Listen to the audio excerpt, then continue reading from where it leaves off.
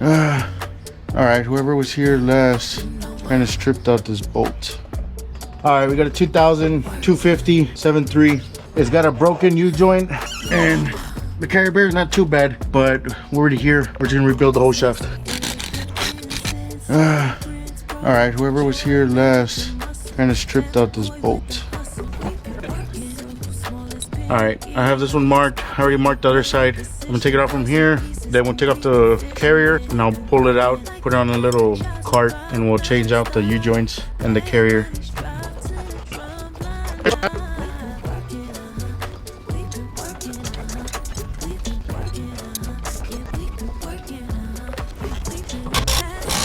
All right, this clip broke probably because of the rust. So what I'm gonna do is when we put it back, the one that still works, I'm gonna put it on the side towards the tank over here. And the broken one, I'll put it on the open side so it'll be easier for me to hold, to tighten it.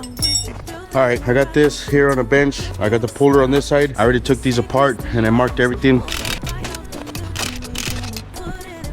I got one off. I gotta send it so they can match it because they sent me all the wrong ones pretty much.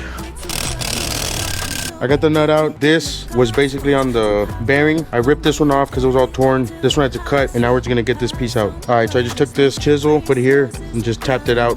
It popped out right away.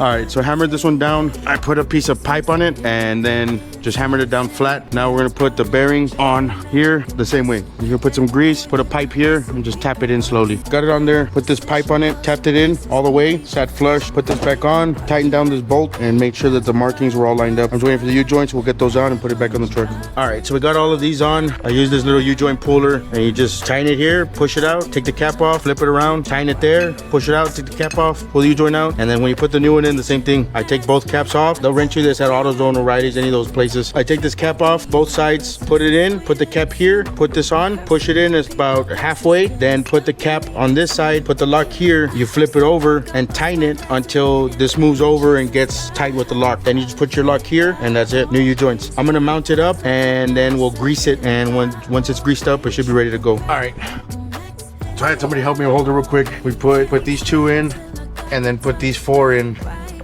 I already tightened these and torqued them. I just need to tighten these and then I'll move to the back and put those on. We got it lined up, got it all torqued, just gonna grease it and it should be good to go.